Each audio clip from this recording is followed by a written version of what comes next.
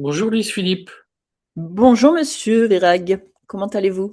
Bah, c'est accablé de chaleur. Donc, il fait quelle température à Aix-en-Provence? Oh, hier il faisait un petit 40, ça Bon, va? je rappelle que si vous voulez retrouver la sublime Luis Philippe, il faut écumer les rues d'Aix-en-Provence. Et donc ici à Paris, je sais pas combien il fait. Il faisait au moins 37 hier, mais c'est insupportable parce qu'on Ouais, n'est pas ouais, équipé pour faire face. Vous êtes ça, plutôt clim ou plutôt ventilation, vous? Bah, ici chez moi j'ai la ventilation et chez mon père hier on avait la clim et j'avoue que c'était assez agréable. Ah, c'est Ah, nécessaire chez nous, c'est de toute façon c'est le truc à avoir. Malgré mais, tout ce que pourront nous dire les écolos bobos, nous ne pouvons pas faire autrement que voilà, mais sinon c'est envoyez, insupportable. le problème c'est que la clim dégrade le microbiote de l'œil. C'est comme ça qu'on attrape un horrible chalasion comme j'ai attrapé. Voilà. Je, Ça par contre, ouais. je devrais faire cette interview avec des lunettes noires. Non mais ça se voit pas beaucoup honnêtement. Est-ce que je mets des lunettes? Mais c'est très désagréable. Oui, je me doute. On va parler d'un sujet tragique aujourd'hui. On bouscule un peu notre. Je sais que ça Mhm. vous a perturbé, mais on bouscule un peu l'ordre du jour. Je voulais qu'on évoque quelques petits sujets de résistance, mais en fait, il y a le rapport Liana qui tombe aujourd'hui, le rapport administratif, le rapport d'inspection sur qu'est-ce qui s'est passé dans les ratés de l'affaire Liana. Alors, à l'heure où on enregistre cette émission, le rapport n'est pas sorti, mais enfin, on a de premières informations qui est que ce rapport met en cause les manquements des fonctionnaires qui n'ont pas fait leur boulot et pas les moyens, puisqu'il y a eu toute une campagne disant que la justice n'a pas de moyens. Je rappelle, je sais que ça, je me fais des ennemis chaque fois, mais c'est très bien pour vous parce qu'après les gens disent, oh, au moins Lise Philippe, elle est mesurée et sympathique. Ah bon? Alors que moi je dis Ça des choses change, horribles. ça équilibre? C'est équivalent parce que moi je dis, il y a une campagne pour dire, c'est un problème de moyens, c'est pas un problème de faute personnelle de fonctionnaires, comme toujours. Et malheureusement, et Dieu sait si je ne suis pas macroniste, mais enfin, il se trouve que les moyens de la justice sont considérablement augmentés depuis l'arrivée de Macron au pouvoir. Et le nombre de magistrats aussi. Donc, éternellement dire c'est un problème de moyens, alors que même quand on augmente les moyens, il n'y a rien qui sort, si vous voulez. En tout cas, les problèmes ne s'améliorent pas. Ça va, à un moment donné, il faut être capable de mettre les fonctionnaires au boulot. Là, je viens de me faire 15 000 ennemis d'un coup. Mais heureusement, Lise Philippe, elle est sympa et elle ne me dit pas des choses comme ça. Ah, par contre, là, non, mais je vais pas dire le contraire de ce que vous venez de dire, hein. Là, je suis complètement d'accord avec vous, hein. Expliquez-nous pourquoi. Mais parce qu'effectivement, si on regarde les budgets alloués à la justice, à la police, à la gendarmerie, ils ont augmenté, ça c'est un fait, effectivement. Le nombre de personnes dans ces postes-là a aussi augmenté. Et je suis d'accord sur le fait que donc ce n'est pas un manque de moyens, c'est un manque de volonté et de prise en charge du dossier. Quand on voit effectivement les dépôts de plainte, mais c'est l'affaire Liana qui est criante aujourd'hui, mais il y en a plein d'autres comme ça, hein, plein d'autres. On va sur les réseaux, ça c'est se confronter aussi au réel, hein, des témoignages de personnes qui, moi, me contactent, et vous peut-être aussi, Eric, hein, à ce sujet, avec des dépôts de plainte qui n'aboutissent pas ou qui sont toujours en cours d'instruction, même des fois un an après. Ça veut dire, ça suppose que c'est, excusez-moi pour le terme, mais là je suis très méchante peut-être, c'est dégénéré là, continuent d'agir en toute impunité et sont libres depuis tant de temps. Et là, Jérôme Barella, en l'occurrence, le suspect qui, c'est ce que j'ai vu hein, sur le rapport quand même, il s'agirait aussi d'un meurtre, donc, et il y a eu viol aussi, hein. Il y avait eu 2 dépôts de plainte sur cette personne qui n'ont pas été pris en compte, 3 semaines avant que le dossier soit transmis, puis un mois et demi, je crois, hein, si je dis pas de bêtises, un mois et demi avant que vraiment quelque chose soit ouvert. Ben, en attendant, ça fait donc la dernière plainte, c'était, je crois, en août 2025. Ben, en attendant, il était toujours en liberté et puis il a pu faire subir ce qu'il a fait subir, cette horreur à la petite Liliana. Donc, voilà, ça, ce sont des faits. C'est la réalité, ça. C'est ce qui s'est passé. Donc, Alors, oui. non, non, je dis c'est gravissime, gravissime. Ce que l'enquête montre, c'est en réalité ce qu'on savait déjà, c'est que il y a bien eu l'ordre de faire une garde à vue, de placer le suspect en garde à vue pour les faits de viol qui avaient fait l'objet d'une plainte, et l'officier de police judiciaire, qui est un gendarme d'Auch, donc ville de préfecture du Gers, euh, n'a rien fait, il n'a pas bougé. Alors, ce qui a beaucoup agacé un certain nombre de gens qui ont dit, mais quand il y a eu l'abattage de vaches, la justice a été capable de se mobiliser pour taper à tour de bras sur les agriculteurs qui défendaient leur cheptel, leur troupeau. En revanche, quand il s'agit d'un violeur, personne ne bouge. Moi, ça m'intéresserait parce que je vais vous dire, effectivement, moi, j'ai été fonctionnaire. Et je n'ai jamais été connu, mais j'ai toujours managé des gros services, des gros services, plusieurs dizaines, parfois plusieurs centaines de personnes. Euh, je n'ai jamais été connu pour ma tendresse. Et on peut m'en faire leur reproche, mais j'ai toujours assumé. C'est-à-dire que moi, un fonctionnaire qui ne foutait rien, et il y en avait, j'étais intraitable avec eux. Voilà. Et je leur disais, écoute, tu es au service du public, le public n'est pas à ton service. Donc, à un moment donné, tu es payé pour bosser. Voilà. Et si tu bosses pas, on a un problème tous les deux, mais surtout toi. Et il m'est arrivé d'ailleurs de prendre des mesures extrêmement brutales que j'assume pleinement en disant aux gens, en fait, ça fait 15 ans que vous êtes sur le même poste, vous êtes usé, donc vous allez voir ailleurs. Et si vous vous barrez pas spontanément, je vais vous convaincre de vous barrer, notamment en vous supprimant vos primes. Ce qui était suffisamment dissuasif pour que les gens partent. Moi, je me souviens, enfin, j'ai toujours considéré que c'était au management, à un moment donné, de vérifier que les gens travaillaient et de leur dire, alors, il ne s'agissait pas de faire de l'inquisition, mais de leur dire à un moment donné, écoute, là, tu fous vraiment rien. Voilà. Et parfois, ils étaient très bien payés pour ne rien faire. Bon. Mais c'est vrai que je vois très souvent, pour moi, c'est naturel de mettre des coups de pied au cul aux gens qui foutent rien avec l'argent du public. Voilà. Mais c'est vrai que je vois très souvent dans les commentaires des gens s'apitoyer, en expliquant, mais non, mais c'est les chefs. C'est la faute des énarques si les petits ne font rien, si les petits fonctionnaires dans les bureaux ne font rien. Et donc, moi, je suis coupé chaque fois de cette réalité. Vous, comment, ça m'intéresse de savoir comment vous qui êtes gentil, vous qui êtes altruiste, vous qui êtes pleine de bienveillance, comment vous feriez, vous, vis-à-vis voilà, de l'OPJ? Il a une plainte depuis des semaines sur son bureau à traiter, une demande du procureur, du substitut du procureur sur, écoutez, voilà, il faut le mettre en garde à vue parce que manifestement les faits qui lui sont reprochés sont très graves. Et le gars, il fait rien. Non, mais Comment on ça, fait comment on réagit quand on est chef de ces gens-là? ah ben non, non, mais c'est déjà de se mettre au boulot. Effectivement, on a des attentes et comme vous dites, c'est des services publics, c'est de l'argent public. Ils sont là au service du public, de nous Français. Donc c'est une hérésie en fait de pouvoir laisser passer un dossier comme ça, le laisser sur le bord d'une table. Qui plus est, quand on voit, et c'est ce que je dis aussi dans mon livre, l'imposture du social, quand on voit, ben là vous parliez des agriculteurs, mais certains font du zèle pour justement des familles où il n'y a pas grand-chose, un petit signalement, une petite supposition, des fois ça part dans les tours. Et là, non, non, c'est ça, c'est de l'ordre vraiment de, pour moi, de l'inconcevable et pas négociable. Tu es là, tu dois bosser, c'est ton boulot de prendre en charge le dossier. Et C'est pas si, possible autrement. et si le fonctionnaire vous dit j'appelle le syndicat, c'est du harcèlement moral, tout un tas de situations que les managers du public connaissent. C'est-à-dire le gars qui vous dit ah, j'appelle le syndicat, vous me harcelez moralement parce que vous ne mesurez pas combien c'est difficile. Moi, je me souviens, j'ai eu une collaboratrice de haut niveau d'ailleurs, qui était sourde et qui ne faisait rien, et qui était toxique, et quand lui écoutez, il y a un problème. Ah, vous dites ça parce que je suis handicapé.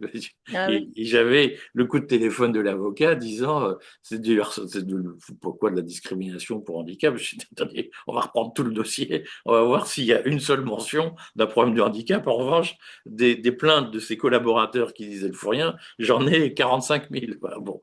Et moi-même, je constate qu'elle fait rien. Donc, comment vous feriez-vous, sachant que lorsque vous dites au gars, vas-y, mets-toi au boulot, et le gars dit, bah non, mais j'appelle le syndicat parce que c'est du harcèlement moral. Bah, il n'y a pas Comment de on fait souci, hein. pour traiter On va ça? reprendre les faits, tout est enregistré, les dossiers sont enregistrés quand ils sont reçus. Donc, factuellement, on voit bien que ça n'avance pas. Comment on peut laisser pendant 3 semaines? Après, c'est des relances, effectivement, par écrit aussi, hein. Il faut garder des traces écrites de tout ça. Mais c'est pas possible. Appelle le syndicat si tu veux, puis on va en discuter, il n'y a aucun souci. Harcèlement, ouais, mais ton boulot, il n'est pas fait en attendant. Donc, je suis en droit et c'est mon devoir même de te dire de te mettre au boulot. C'est encore une fois, donc appeler le syndicat, il n'y a pas de souci, mais ça c'est trop facile. Et ça c'est dans la continuité de ce qu'on se disait dans notre émission aussi. Aujourd'hui, il n'y a plus de responsabilité finalement. Hein. Personne ne veut être responsable de non, mais c'est la faute à ou j'ai trop de boulot ou j'ai ci, j'ai là. Bah, si tu as trop de boulot, dans ce cas-là, tu aurais peut-être pu faire remonter l'information qu'il y a trop de boulot et que tu es débordé. Et on met en place des stratégies pour que tu puisses te décharger et t'occuper de vrais dossiers et ne pas les laisser pendant 3 semaines sur ton bureau. Surtout, encore une fois, je répète, des dossiers aussi graves. C'est pas possible. Est-ce que ça vous choquerait qu'on assouplisse le droit de la fonction publique et que on puisse licencier plus facilement pour faute les fonctionnaires qui disent mais moi j'en ai vu tellement que je vous emmerde tous. Voilà, moi j'ai choisi une carrière plan-plan. J'entends beaucoup d'agents de la SNCF puisque je prends souvent le train et les trains c'est une calamité qui me disent ah mais non attendez nous on a choisi une carrière avec une belle retraite pas ceci, pas trop de ceci voilà les autres n'avaient qu'à faire comme nous. Quand moi j'ai vu plein de fonctionnaires qui disaient ça aussi, moi j'ai choisi un métier où on travaille pas beaucoup Mmh. et où on n'est pas sous pression. Voilà.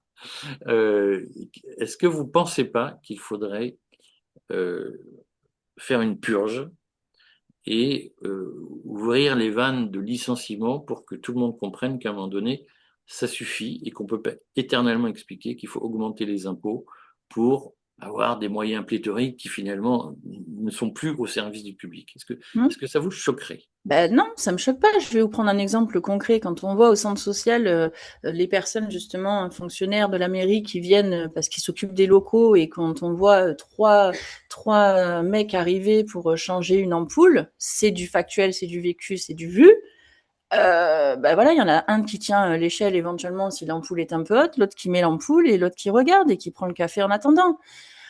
Quand on a un service dédié protocole, hein, quand la maire se déplace pour faire une inauguration d'un centre social ou pour prendre la parole 2 minutes et qu'on voit l'armada de personnes pour mettre en place juste un petit guéridon, une belle plante derrière pour prendre les photos, je veux dire non, pourquoi il y aurait ce régime d'exception et pourquoi le droit du travail privé ne pourrait pas s'appliquer aussi au public. Les personnes qui ne fichent rien, je suis désolée, dans le privé, on ne peut pas ça, hein, c'est pas négociable. Hein. Un dossier dans le privé, on le laisse pas, on se fait virer, hein, on le laisse pas 3 semaines comme ça sans réagir. C'est notre boulot. Encore une fois, on est embauché pour ça. Donc, bien sûr qu'il faut, comme dans le privé, être moins ouvert sur, bah, c'est pas grave, ouais, ouais, oh, il a pas le temps, ou il est débordé, ou il a trop de dossiers. Bah, dans le privé, c'est inconcevable ce genre de choses. Pourquoi ça pourrait pas s'appliquer aux fonctionnaires? On vient de se faire plein d'amis. Euh, En même temps, court cette étrange distorsion, c'est-à-dire que on voit face à l'émotion liénaire, je rappelle que théoriquement, tous les lundis soirs, il y a une manifestation que je couvrirai sans doute pour le courrier ce soir. Euh, il y a une émotion populaire qui oblige le ministre à réagir. Alors c'est vrai qu'à un moment donné, on peut se dire c'est symboliquement indispensable que le ministre démissionne, surtout Gérald Darmanin qui lui-même a fait l'objet d'attaques sur, on va dire, des comportements inappropriés vis-à-vis de certaines femmes. Et donc, on peut se dire que, voilà, Darmanin a besoin de montrer l'exemple et ne le fait pas aujourd'hui en expliquant que lui, finalement, quoique ministre, n'est pas responsable du comportement de ses collaborateurs. Voilà, bon. Mais il y a cette autre distorsion qui pose problème, enfin, moi, qui me pose problème. Je voulais que vous vous exprimiez sur le sujet parce que euh, je sais que c'est une attente légitime de mon point de vue. Alors que du fait de la mobilisation de l'émotion autour de l'IANA, la machine administrative s'est quand même mise en route pour dire qu'est-ce qui s'est passé, qu'est-ce qui ne va pas. Sur l'affaire Epstein, on attend toujours une même mobilisation. Ah, allez-y, je vois que ça vous... Non, mais ce qui est fou, c'est ce que je vous disais en off, vite fait par message. Ce qui est fou, c'est effectivement, d'un coup, on s'aperçoit. Alors, on n'en est pas à la première affaire, évidemment, de ce type-là, comme je vous disais, hein, dans l'imposture du social aussi dans mon livre, j'en parle beaucoup de tout ça. Donc, c'est pas la première affaire, malheureusement, hein, qui arrive, Liana. Et là, on se rend compte, voilà, d'un coup, les mois, j'allais dire, massifs et à juste titre hein, que suscite cette émotion, cette horreur, tout d'un coup, les mainstream s'emparent du truc. Les politiques, on voit aussi, hein, ah, mais c'est insoutenable. Donc, il y a toujours cette histoire de récupération politique au service de leur parti. Euh, alors que, donc, voilà, ah, tiens, chez les prolos, hein, vous voyez, hein, voilà, chez les prolos, il y a des pédophiles, chez les prolos, il y a des C'est comme pédocriminels, ça que vous le il y a des violeurs. vivez. Ben, c'est intéressant en tout cas de faire le parallèle effectivement avec l'affaire Epstein. Parce que quand l'affaire Epstein sort, on voit, bon, évidemment, hein, on connaissait, hein, vous aussi j'imagine, là ça sort quand même un petit peu, alors pas tout, hein, évidemment, toutes les vidéos ne sont pas sorties, il y a eu que 600 pages, je crois, sur 600, oui, je crois, qui sont sorties, alors qu'il y en a encore d'autres, il y a encore des vidéos, il y a plein de choses qui ne sont pas sorties, soi-disant pour protéger nos émotions, parce que ce serait trop difficile pour le public d'accueillir ça.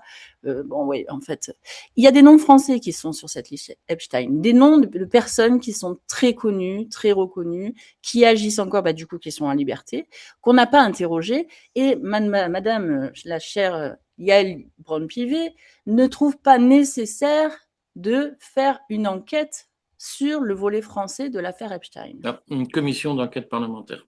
Commission d'enquête parlementaire. Donc, c'est pas nécessaire de faire ça, selon elle et selon les autres, hein, puisque personne ne sait non plus bouger. Donc, on voit le deux poids, deux mesures à chaque fois. Bah, tiens, chez les prolos, là, vous voyez ce qui se passe, les prolos. Oui, non, mais ok, d'accord. Il y a, bien sûr qu'il y a des violeurs, encore une fois, bien sûr qu'il y a des pédocriminels chez les prolos, chez tout le monde, finalement. Et il y a encore un autre degré dans l'affaire Epstein, c'est-à-dire qu'il y a aussi ce degré de compromission, de compromat, avec tout le monde, les uns se tiennent avec les autres. Et c'est pas nouveau. Des réseaux comme ça, on en a déjà eu. L'affaire Outreau, il y en a plein comme ça. Donc, on va pas me dire aujourd'hui que non, quoi.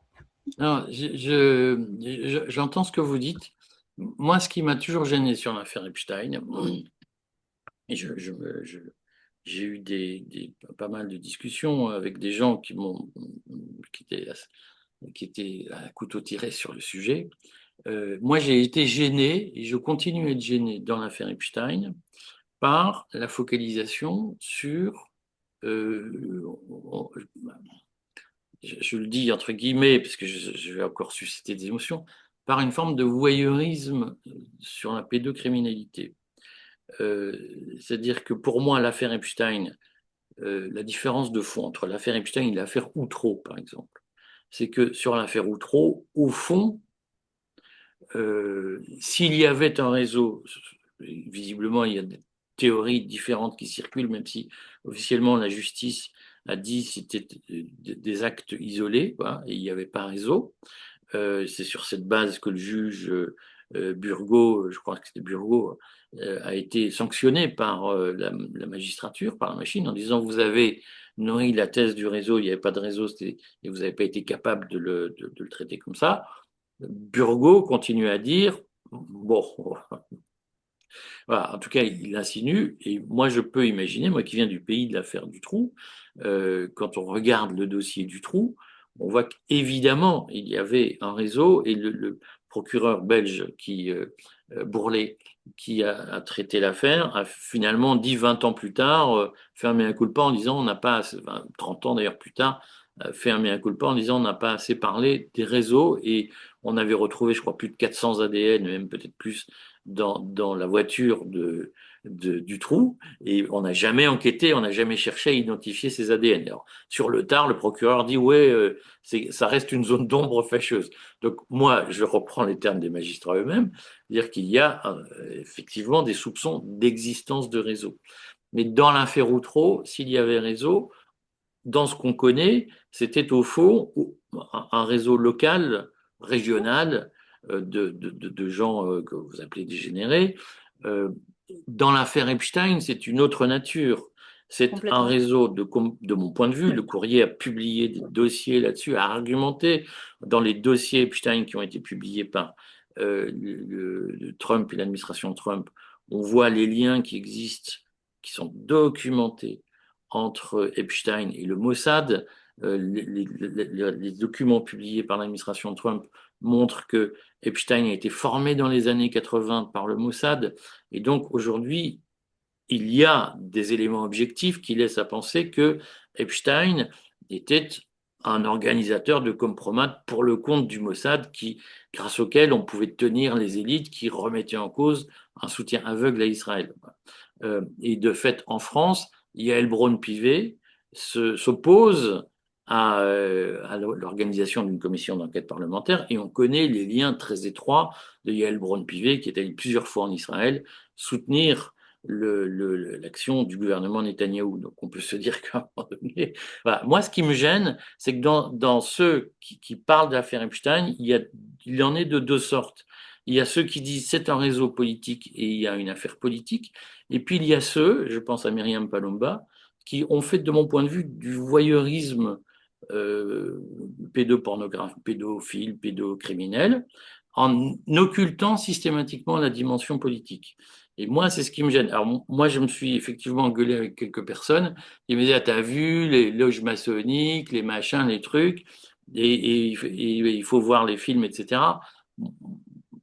Moi, ce qui me gêne, c'est qu'il y a un certain. Moi, je pense qu'il y a dans ceux qui sont obsédés par ces questions autour de l'affaire Epstein, par la dimension non politique, je pense qu'il y a des gens qui ont un comportement malsain, c'est-à-dire qu'ils ont des discours extrêmement durs vis-à-vis des pédophiles, et moi, ça ne me gêne pas, mais en même temps, ils ont envie de voir les documents. Et moi, ça me perturbe ce genre de choses. Donc moi, je pense que euh, je- il y a ce discours non politique sur l'affaire Epstein qui, moi, me gêne. Et je pense que l'affaire Epstein est très différente du réseau Outreau.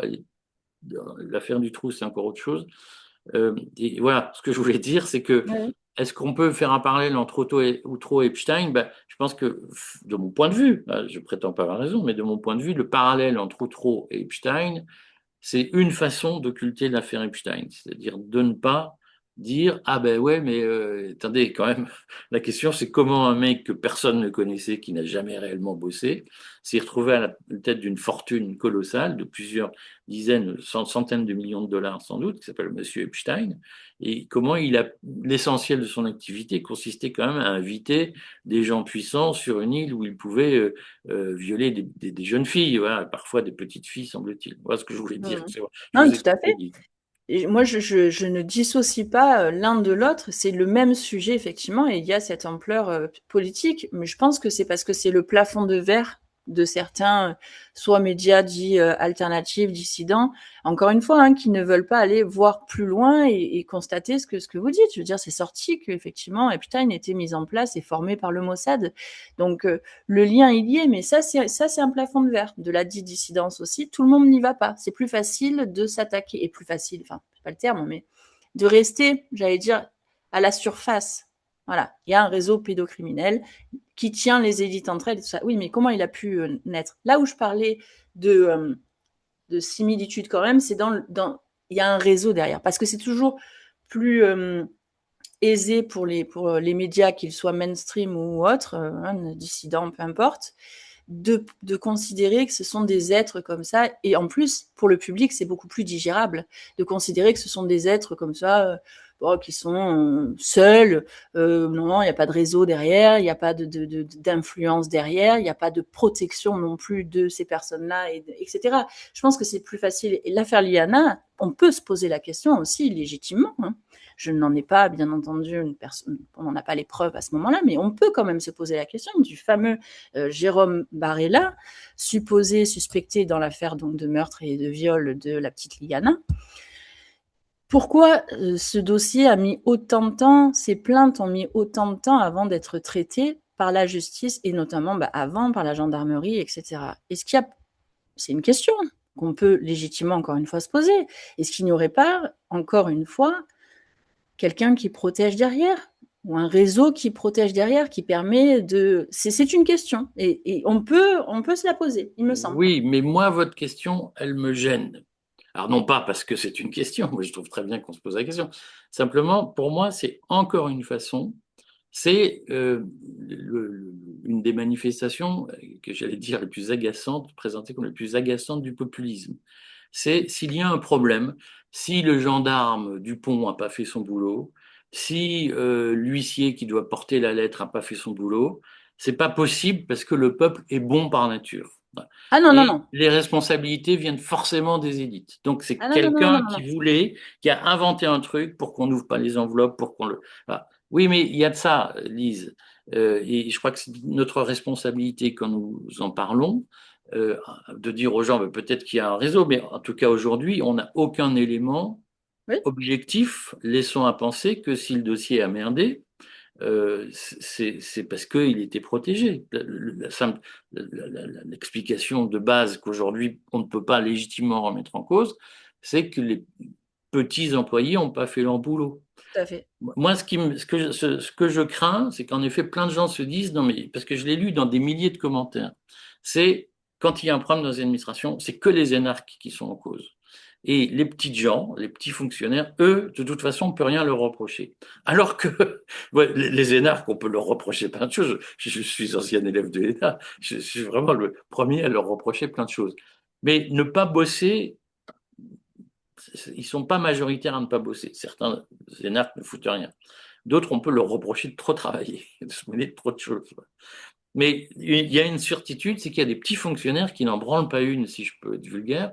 Et dans l'affaire Liana, moi, ce qui me semble ressortir, c'est quand même ça le premier sujet. Alors, il y a une histoire de substitut, procureur, qui était affecté aux questions de ce type de Mm. violence, qui manifestement n'a pas été diligent, mais il y a aussi des gens sur le terrain, si j'ose dire, qui n'ont pas fait leur boulot. Et c'est là que, est-ce que aujourd'hui, enfin, moi, dans l'affaire Barella, je ne vois pas quel élément objectif, à part, on aime bien dire, mais il y a un complot, voilà, c'est du complotisme, voilà, mais aujourd'hui, aucun élément objectif ne permet de penser ça. Mm, Et, mm, et c'est là que je pense que, je le redis, par exemple, sur l'affaire du trou, c'est évident, on va démilitariser le sujet, dans l'affaire du trou qui a été instruite autour de Marc Dutroux était tout seul avec son compère qui était retrouvé mort, mais c'était deux cinglés isolés. Il est évident dans l'affaire du trou que on a systématiquement occulté les pistes qui menaient au réseau, quoi. Et quand on étudie le dossier du trou, je ne suis pas un grand spécialiste, mais j'ai dû lire une trentaine de livres sur le sujet, sur les 50 témoins tués, sur les bon. Euh, c'est l'affaire, c'est l'assassinat de Kennedy, c'est tout ce qui laisse à penser que Lee Harvey Oswald n'était pas tout seul et les preuves accablantes qui montrent que c'est pas possible que Lee Harvey Oswald ait tiré 3 balles qui ont fait mouche avec un vieux fusil pourri et personne n'est arrivé à le refaire. Et on vous explique que ouais, vous êtes complotiste alors qu'il y a des éléments objectifs qui permettent de douter de la version officielle. Dans l'affaire du trou, idem. Voilà. Euh, Aujourd'hui, sur l'affaire Liana, moi, je ne dis pas qu'il n'y a pas de réseau. Je dis juste, je pense que c'est important, puisque nous avons parlé de la liberté de la presse la semaine dernière, c'est important de redire aux gens que tant qu'on n'a pas un élément objectif tangible, c'est compliqué mm. de remettre en cause ce qui va être le narratif officiel, auquel je crois, parce que moi, ayant été fonctionnaire, mais vous avez aussi des expériences dans des collectivités, Lise, c'est vrai qu'il y a des gens qui bossent pas. Oui, absolument. Et il y a des gens qui sont trop zélés aussi. Et ce qu'il faut bien comprendre, et on l'a vu notamment pendant le Covid, hein, encore une fois, ah mais non, mais attends, j'applique le protocole. C'est pas moi qui décide de faire ou de ne pas faire. Quand on a vu des médecins, des infirmières, des vétérinaires aussi pouvoir injecter le dit vaccin miracle, bah, la responsabilité, non, c'était pas leur responsabilité. Aujourd'hui, les victimes se battent encore pour faire reconnaître la responsabilité du médecin vaccinateur, par exemple, ou du médecin infirmier, etc. Ah non, non, bah non, c'est pas eux les responsables, c'était au-dessus, vous comprenez, c'était le protocole, c'était la loi, et j'ai injecté donc le serment d'Hippocrate, etc., et la responsabilité en tant que médecin, on en fait quoi? Évidemment, ça nous fait Nuremberg 2, hein, 2.0, en disant mais non, non, mais moi je ne faisais qu'appliquer, je ne faisais que mon travail, je ne faisais que faire monter des gens dans le train, moi je vérifiais juste que le train soit à l'heure, et je ne savais pas ce qui était dans les trains. Donc oui, oui, bien sûr qu'il y a une responsabilité, mais à force de démultiplier les tâches aussi et de renvoyer à chaque fois, bah tiens, un petit fonctionnaire, petit bureau, machin, le truc, bah finalement, plus personne n'est responsable de rien. Et puis, si personne ne travaille, ou si quelqu'un fait trop de zèle, il y a le protocole, il y a le cadre de la loi et ça protège et puis ça ne rend responsable personne. Alors que effectivement, et je suis complètement d'accord avec vous, qu'il y ait réseau ou pas, ça c'est une question qu'on peut se poser légitime puisqu'on sait que ça existe, mais le fond du problème, il reste que effectivement, là, en tout cas sur l'affaire Liana, comme d'autres, le boulot n'a pas été fait. De toute façon. Et on le voit bien, même c'est dit dans les médias mainstream, hein, des sources qui, qui le disent, qui le stipulent, que le travail n'a pas été fait correctement. L'affaire n'a pas été prise en charge. Bon, je sens on n'a pas fini d'en entendre parler. Est-ce qu'on appelle, est-ce que vous appelez, vous Lise, et je vais remettre ces lunettes pour cacher cette horrible. Est-ce que vous appelez les gens qui sont légitimement émus par cette affaire, est-ce que vous les appelez à manifester le lundi soir dans les manifestations qui sont prévues un peu partout pour réclamer une vraie réaction de l'État face à ces fautes? Appeler, je ne sais pas si je peux me prétendre avoir moi, pour moi, oui, il faut effectivement faire du bruit autour de ça, il faut se mobiliser dans des en tout cas des sièges, j'allais dire, hein, plutôt que des manifestations, parce qu'on voit comment les manifestants ont été traités dans le passé. Pour autant, on voit bien aussi que nous ne sommes pas en état dit de droit et qu'ils n'en ont un peu rien à faire quand on voit que Darmanin, Nunez disent oui, on va prendre effectivement les choses à bras le corps. Non, mais vous étiez déjà là avant. Hein. Vous étiez déjà là pendant cette histoire-là. Donc aujourd'hui, l'allumeur de feu et celui qui n'a rien fait, rien pris en charge, il va pas aller justement éteindre le feu. Donc se rassembler, oui, de manière intelligente, j'imagine qu'il faut prendre des précautions pour le dire aussi, parce que on voit en face qui on a et que quoi qu'on demande, quoi qu'on fasse, des pétitions, j'ai vu qui commençaient à circuler aussi. Bon, ça va pas les faire trembler. Hein. Donc la voix du peuple aujourd'hui, elle est très très très peu entendue, notamment sur ces questions-là, parce que ça soulève encore une fois des choses, des lièvres qui n'ont pas envie de soulever forcément. Je veux dire, quand on a la France, quand on parle de la France, qu'on parle de pédoland, c'est quand même lourd. C'est Qui quand même parle de pédolande à propos de la France? bon, des étrangers notamment, mais même pas que. Hein. Oh, France, c'est connu sous ce pseudo pédoland, la France, parce que trop oui, mais laxiste. parce que je rappelle l'émission sur la loi de 1881, les slogans, on les connaît, mais est-ce que notre rôle est de répéter des slogans, de faire caisse de résonance, ou est-ce que notre rôle est à un moment donné de dire est-ce vrai? Quels sont les éléments objectifs qui permettent aujourd'hui d'appeler la France pédolande? Quand on voit des personnes, on a cité Gérald Darmanin. Gérald Darmanin, il est accusé de plusieurs faits commis, notamment, bon, le mot qu'il faut, hein, d'avoir demandé une fellation en échange d'un appartement HLM. Il y a d'autres comme ça, d'autres affaires. On voit bien que même au sein de notre gouvernement, c'est pas clair, il n'y a pas de jugement. Quand on reprend l'affaire On Epstein, précise pour l'équipe de l'information, qui est une obligation, qu'il n'a jamais été poursuivi en justice et qu'il a donné des explications sur ce sujet qui ouais, ont manifestement convaincu la justice de son ouais, innocence. manifestement, ouais, convaincu la justice. Ouais, ouais. Sauf que en termes d'exemplarité et à la tête du gouvernement français, qu'est-ce que ça envoie comme exemple? Qu'est-ce que ça envoie comme information? Aux Français, à l'étranger Mais est-ce aussi. que vous pensez qu'à l'étranger, il n'y a pas la même chose? Si on regarde, par exemple, si je prends les affaires documentées, les histoires de, comment s'appelait ce président américain, Bill Clinton, qui a été très impliqué, le gouvernement anglais lui-même fait l'objet d'implications nombreuses, euh, c'est pas propre à la France, on n'est pas les Bien seuls à sûr, le non, faire non. dans le monde. Oui, oui, non, non. Après, moi, bien sûr que ça existe ailleurs, évidemment. Je me concentre sur la France. Je pense qu'on a déjà assez de choses à régler. Mais on voit bien que ces affaires-là, de toute façon, Oui, mais c'est dérangent. important de ne pas donner aux Français. Moi, je pense que c'est important de parler des choses, mais de ne pas les biaiser dans la présentation. C'est-à-dire que si on se souvient du Premier ministre italien, dont j'ai aussi oublié le nom, qui est mort récemment, qui faisait Bonga Bonga et qui s'exhibait avec des créatures de rêve, c'était sûr qu'il qui ne se cachait pas dans une forme de dépravation, on va appeler ça comme ça. Euh, voilà, moi je voudrais juste pas faire passer le message que nous sommes les pires pédolandes. Moi je pense que nous ne sommes pas dans un pédoland. Je pense que cette expression, elle est faite pour hypnotiser les esprits et les détourner de la lutte politique. Parce que si je suis ce que vous dites, Lise, c'est ah, mais de toute façon, on peut rien faire puisque on voit bien qu'ils ne s'occupent pas. Alors qu'est-ce qu'on peut Non, faire? non, Parce que pas du vous tout. avez passé un message de ça sert à rien de bouger.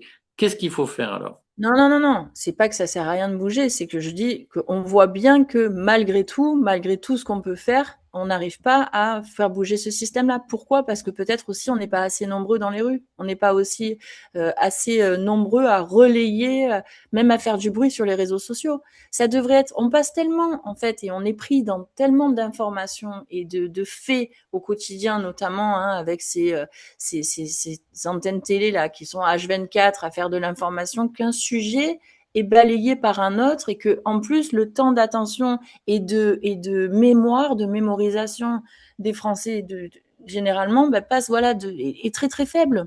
On passe d'une histoire à l'autre, toujours avec des contre-feux. Je pense que ce genre d'histoire, il faut mettre justement sur la table et peut-être se dire, ben là, si on fait du bruit partout et on manifeste et on fait des sièges et on utilise les réseaux sociaux pour faire du bruit, on va se concentrer sur cette affaire-là. Ensemble, là, tous, alors pas, on ne demande pas tous d'être unis, etc. Mais je pense que quand même, sur ce fait-là, hein, l'affaire Liana, on est quand même tous d'accord qu'il y a quelque chose qui ne va pas et qu'il faut qu'à un moment donné, ça bouge.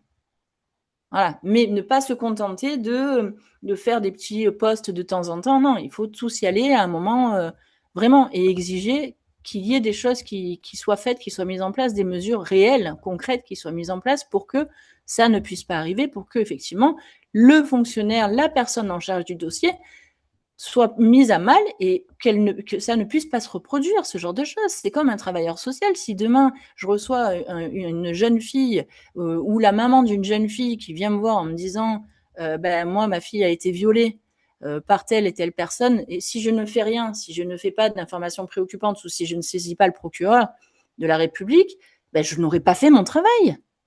Et ça suppose que l'auteur présumé, en tout cas jusqu'à avant qu'il soit jugé, sera toujours en liberté et qu'il pourra recommencer et que cette petite, elle n'obtiendra jamais réparation, entre guillemets, parce qu'on n'est jamais complètement réparé d'un fait comme ça.